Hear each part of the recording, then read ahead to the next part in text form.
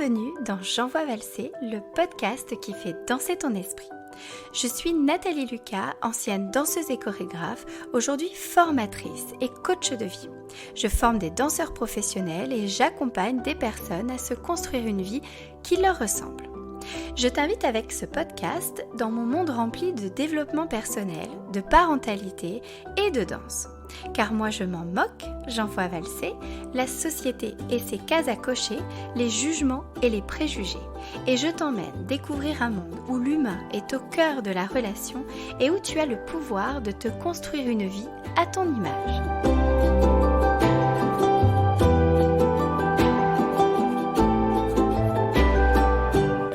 Dans l'épisode d'aujourd'hui, j'envoie valser la mentalisation. Cette capacité que nous avons parfois à anticiper et à interpréter les actions, les paroles, les comportements des autres, ce qui nous prive généralement d'une communication saine et sereine avec les autres, mais également avec nous-mêmes. Je vais t'inviter alors dans cet épisode à venir te reconnecter à l'instant présent et te reconnecter à l'essence même de qui tu es.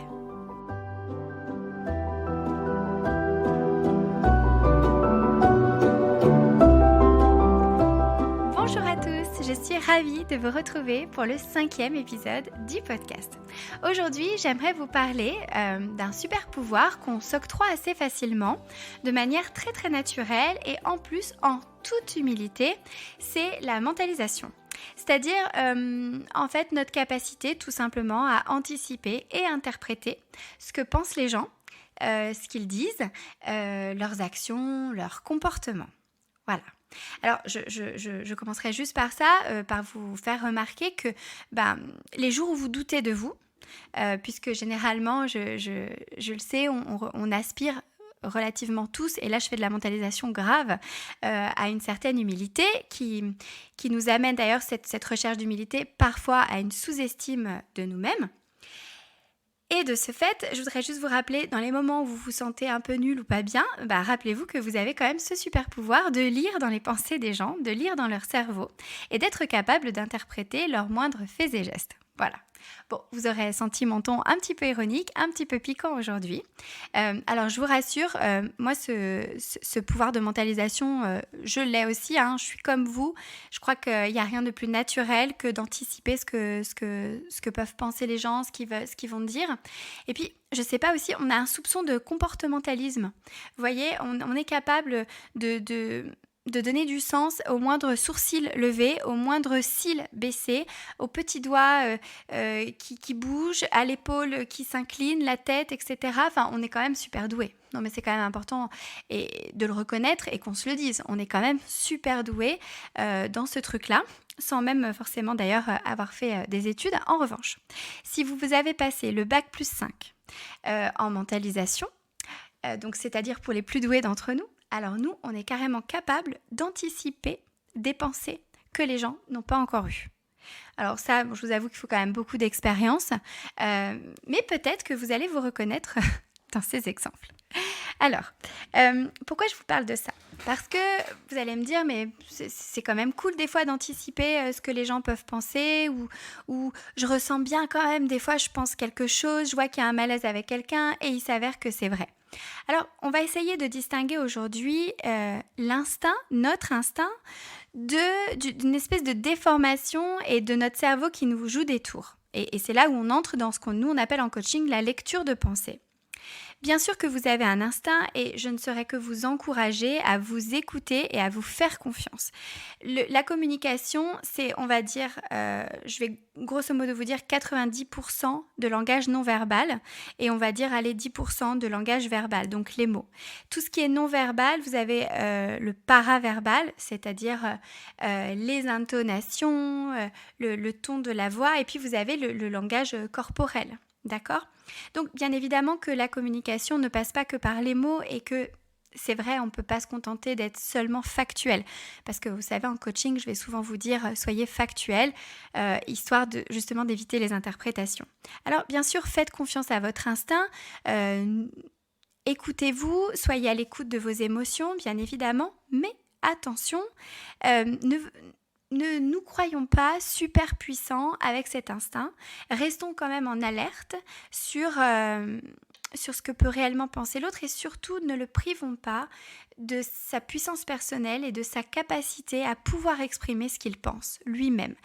Et je vais vous renvoyer au premier épisode on va redistribuer aussi les cartes de la responsabilité.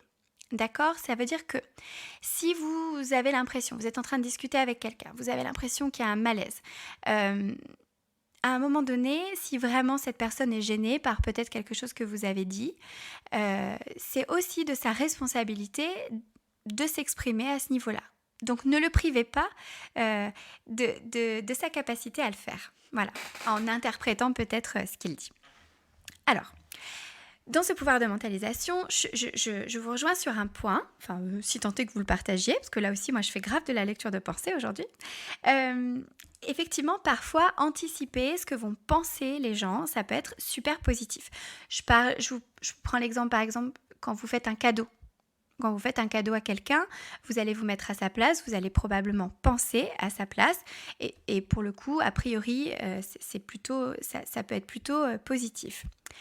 Certaines personnes font de l'anticipation leur métier. Alors moi je vous parle d'un corps de métier que je connais, ce sont les concepteurs d'émissions de télé qui vont penser à la place de cette fameuse ménagère qui est la responsable des achats du foyer. Voilà, bon, c'est très technique, mais voilà, les gens qui conçoivent des émissions, généralement ils recherchent à toucher ce qu'ils appellent la ménagère, la responsable des achats, parce que c'est elle, il va y avoir les pubs, donc pour vendre les pubs, il faut que les ménagères soient touchées, voyez, en gros, et donc forcément, ils vont essayer de se mettre à la place de la ménagère. Qu'est-ce que la ménagère va penser ? Qu'est-ce qu'elle a envie de voir à la télé ?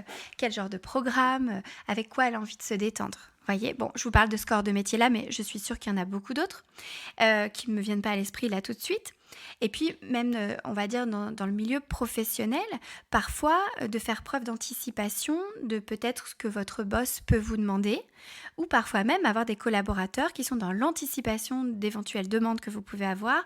Ça peut être plutôt agréable d'avoir des gens qui sont comme ça, on va dire, proactifs. Et même vous, si vous aspirez peut-être à, je sais pas, une promotion, vous allez montrer que vous êtes proactif, que vous êtes indépendant, que vous êtes autonome, que vous savez anticiper certaines choses. Et là, je vais vous dire, c'est totalement OK. Mais encore une fois, je vais émettre la réserve. Attention, ne nous croyons pas non plus super puissants dans ce truc, parce que qui ne s'est pas déjà trompé en faisant un cadeau ? Qui ne s'est pas déjà trompé en anticipant éventuellement une tâche professionnelle ou voire personnelle et puis en fait s'est planté ? Voyez, tiens, je vous prends un exemple qui me vient à l'esprit, totalement personnel.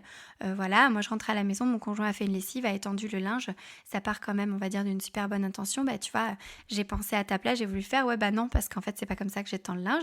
Bon, excusez-moi, chacun ses défauts, on ne juge pas. Dans J'en vois valser, on est bienveillant, ok. Mais vous voyez, la personne a anticipé des désirs, a anticipé des pensées et pourtant n'a pas forcément touché juste. Et puis, quand la lecture de pensée est vraiment poussée à l'extrême, on va rentrer dans une mauvaise communication. Tout simplement, c'est-à-dire que vous allez interpréter les faits et gestes d'une personne, vous allez pouvoir vous braquer lors d'une communication et du coup ne plus être à l'écoute de ce que la personne est en train de vous dire. Je pense que ça vous est déjà arrivé peut-être, vous êtes en train de discuter avec quelqu'un, il y a un mot qui vous fait tilter, ce mot-là il vous retourne émotionnellement parlant et alors après vous êtes dans un dialogue intérieur, vous n'écoutez même plus ce que vous dit la personne et vous êtes dans une interprétation totalement subjective de ce que la personne a voulu dire et comme vous n'écoutez pas les infos qui viennent après, peut-être que vous ne saisissez pas totalement le sens de ce que la personne a voulu vous dire. Parfois aussi d'anticiper ce que les gens peuvent penser ou d'être sûr de lire en eux, ça peut nous limiter dans nos actions. Je ne sais pas si ça vous est déjà arrivé de peut-être ne pas oser faire quelque chose, ne pas oser porter un vêtement de peur de ce que les gens allaient penser. Alors, on est très proche aussi de la thématique du regard des autres, hein, bien sûr. Mais là, vous voyez, dans cette façon de faire, dans cette façon d'être, d'anticiper ce que pensent les gens et de penser à leur place, finalement, on se coupe de la communication avec eux et on se limite dans nos propres actions. Et puis, ça va peut-être amener aussi une mauvaise estime de nous-mêmes, puisque généralement, quand on pense à la place des autres, c'est rare, peut-être que ça peut arriver. Et si vous pensez à la place des autres des choses super positives à votre égard, c'est tant mieux, continuez si c'est ressource.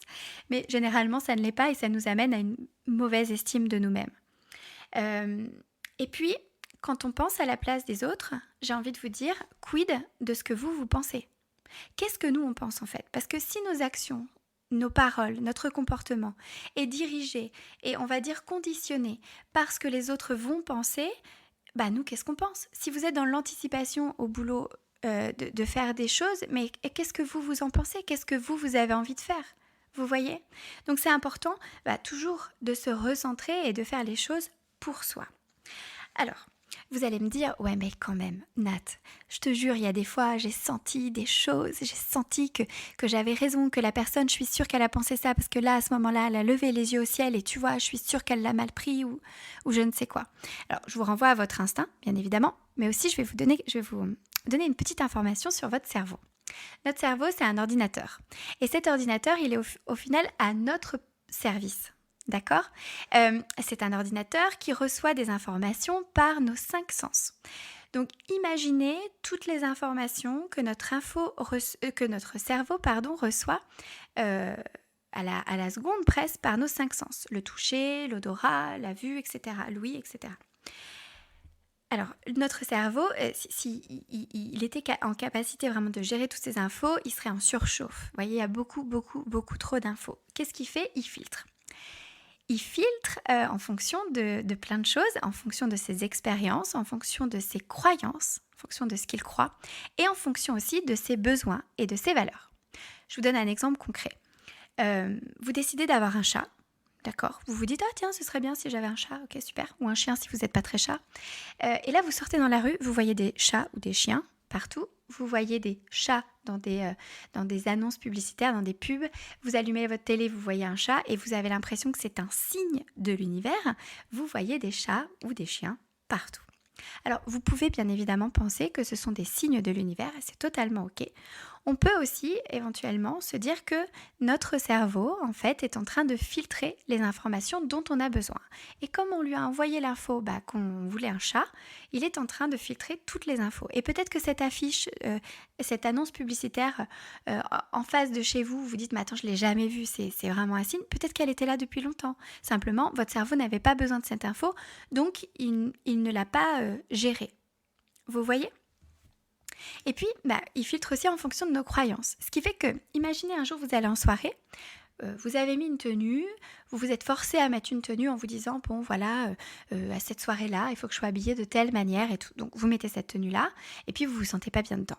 Peut-être même que, je sais pas, vous vous sentez un peu, vous savez, un peu serré, vous vous dites, oh là là, je crois que ça me grossit, cette tenue, soit vous vous sentez grosse, alors pardon, je m'adresse comme si je m'adressais qu'à des femmes, mais vous transposez, messieurs, s'il y a des messieurs qui m'écoutent. Vous vous sentez grosse ou peut-être, je sais pas, vous vous sentez trop sévère, vous avez mis une tenue peut-être trop habillée. Vous sortez, vous avez cette croyance-là, d'accord ? Vous avez cette croyance que cette tenue vous grossit ou que cette tenue vous donne un air austère. Vous allez sortir et là, votre cerveau va interpréter absolument toutes les infos qu'il voit pour venir valider ce que vous croyez. Donc la personne qui vous regarde, qui vous jette un regard comme ça furtif, qui après détourne le regard, vous allez vous dire, tu vois, elle m'a mal regardé. Alors j'ai vu, elle me prend de haut, c'est sûr, ça, voilà. Et puis vous allez tout interpréter comme ça. Donc dès que finalement vous croyez quelque chose à votre propos, votre cerveau va chercher à le valider. C'est pour ça que d'ailleurs des fois, dans une même conversation, on n'entend pas tout ce que la personne nous dit. Ce serait hyper intéressant finalement d'enregistrer toutes nos conversations et de remarquer à quel point notre cerveau nous joue des tours et filtre certaines informations qu'on n'a peut-être pas envie d'écouter. On fait un petit peu preuve de mauvaise foi de temps en temps. Bon, c'est ok, nous sommes des êtres humains. Voilà, pourquoi je vous dis ça par rapport à notre cerveau ? Pour que vous ayez bien conscience que lui, son rôle, c'est de valider ce que vous croyez.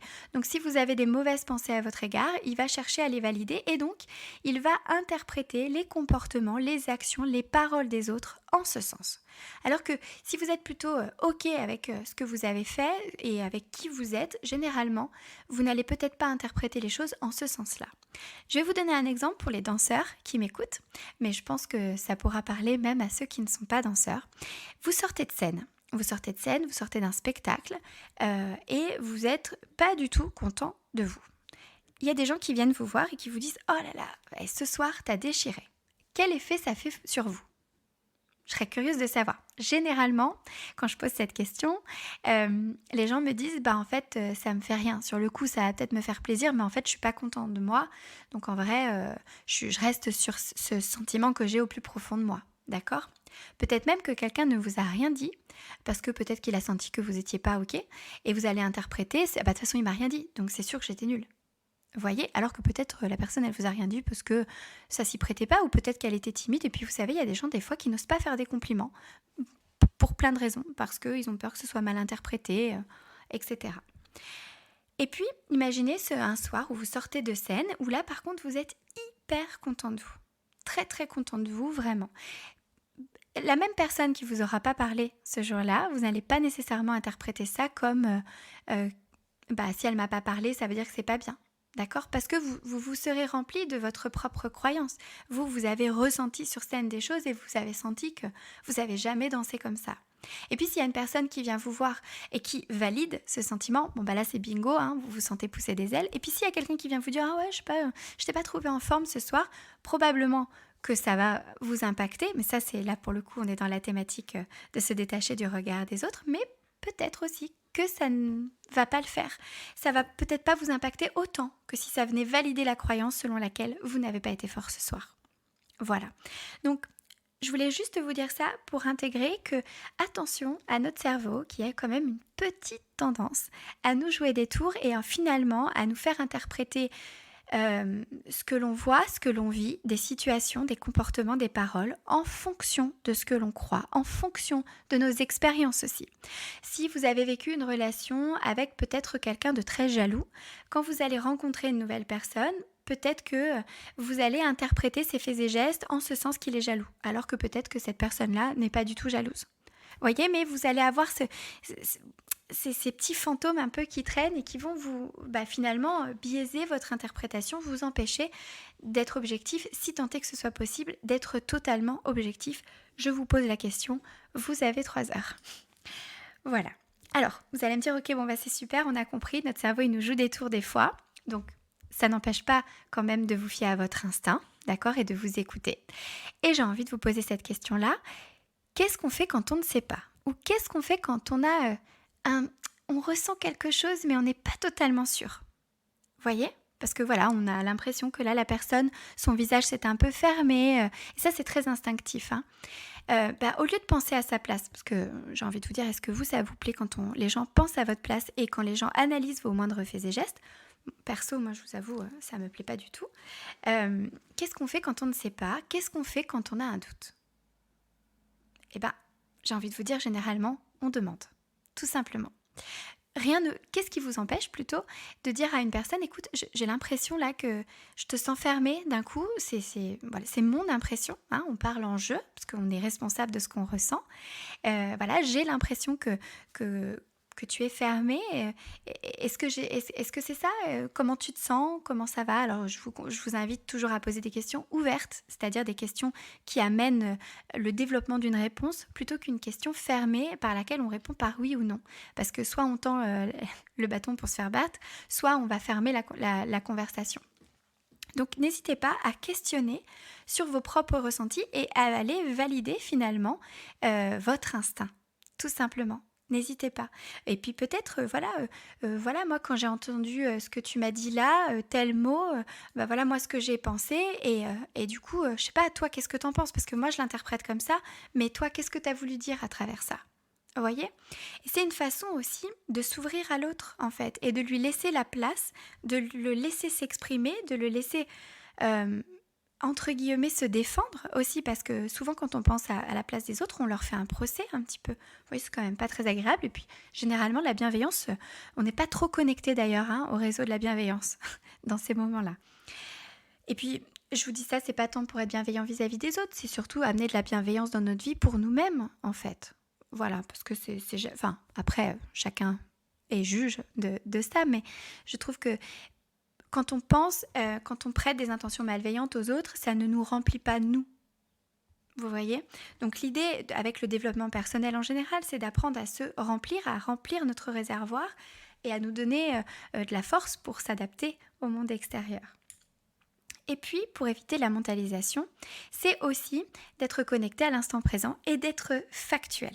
Donc même quand vous allez questionner la personne, soyez factuel. Voilà, là j'ai vu ton sourcil qui s'est levé, ou à un moment tu as levé les yeux au ciel. Enfin, j'ai vu tes yeux se lever plutôt.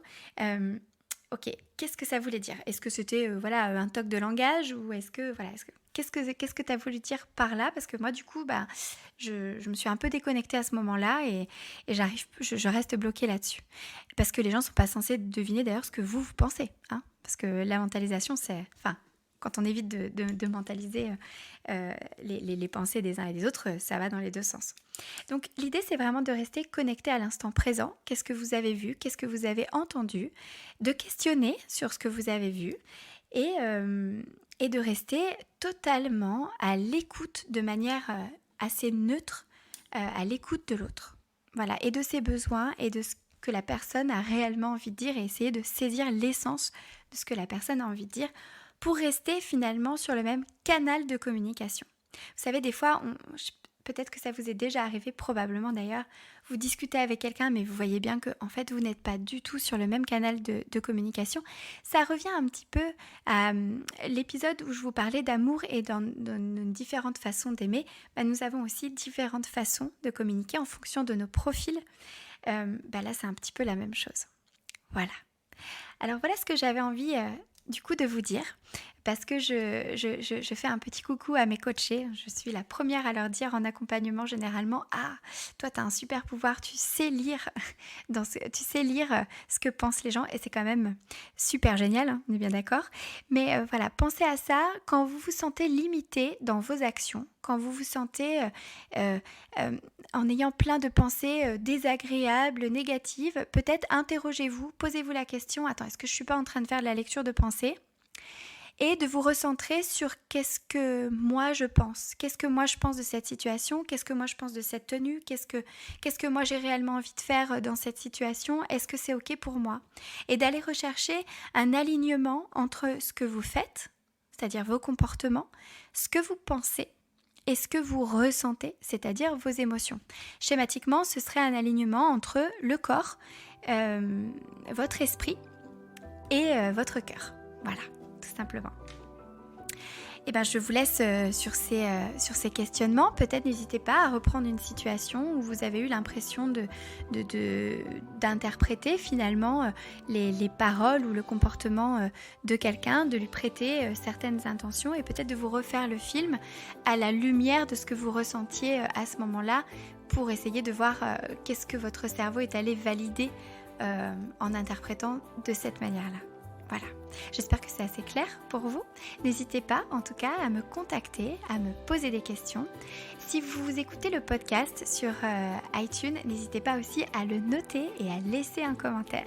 Ça m'aidera beaucoup dans le développement du podcast. Je vous embrasse très fort et je vous retrouve pour un prochain épisode la semaine prochaine. À très vite.